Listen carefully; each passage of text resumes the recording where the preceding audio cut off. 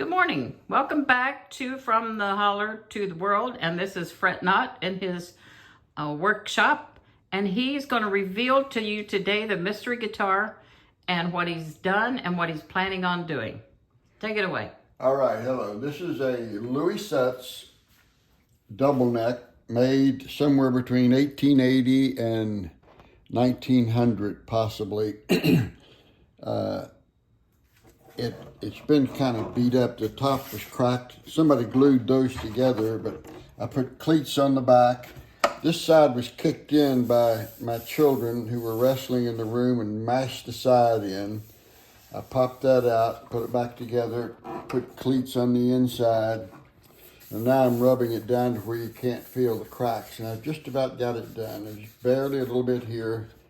I'm using CA glue to fill it in and then rub it out.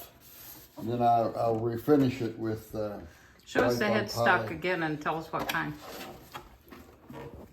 That's the headstock, the double neck, 2 6-strings, which we're not really sure why he did that, but the AI, artificial intelligence, said that probably it was a special order by someone and commissioned.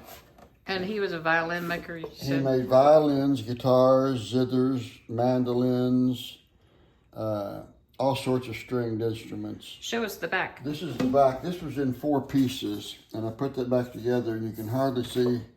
You see a little seam over here, but this part, this piece right here, this is all Indian, Brazilian rosewood, and this little piece here is a piece of rosewood that I had.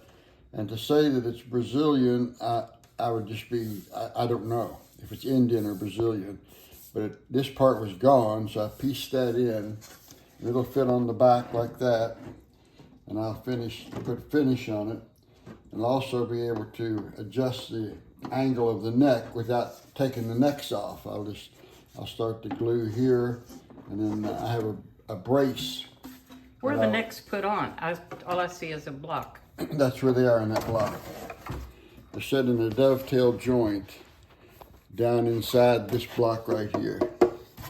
We'll see that when you take it apart? No, you're not going to take it apart? I will not take those off because I won't have to. Right.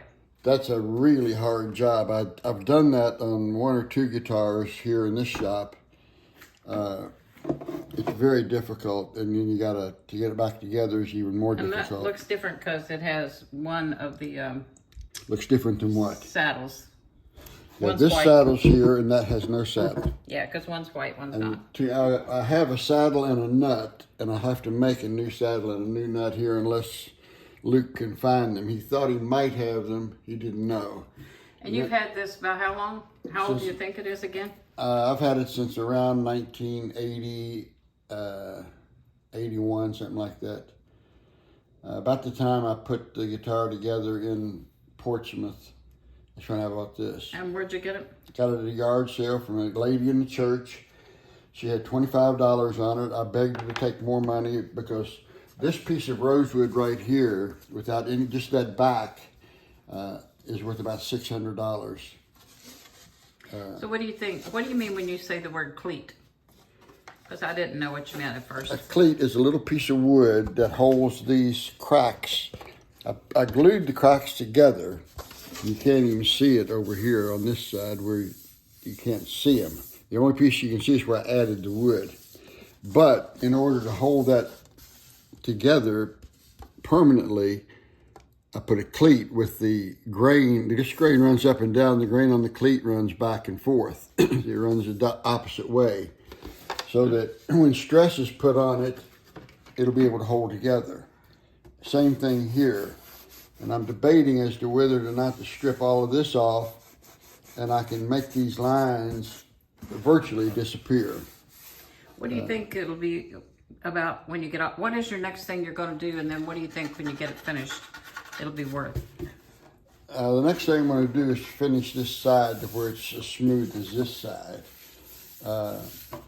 It's difficult to say. Just a rough ballpark. Daniel asked me that last night, and I'm figuring conservatively $1,000 to $2,000. Because it's a one of a kind, right? Yeah. Well, it could, and it could be worth 3 times that. From a violin maker, right? So what you said? He's a guitar maker and a violin. He made all the stringed instruments. He was known mostly for mandolins. His name again? Louis Sutz. Cool.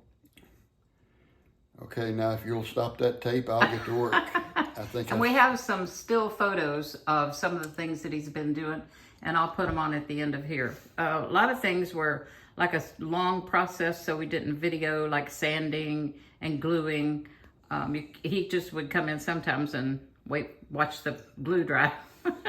Some things you can video and it's happening right now. Other things you work on it slowly. So he's been taking some pictures along, and we'll try to put some pictures on. So for now, like, subscribe, share with your friends, and we'll be back for Fret Not, old Mr. Fret Not. Don't fret. All right, goodbye. Bye.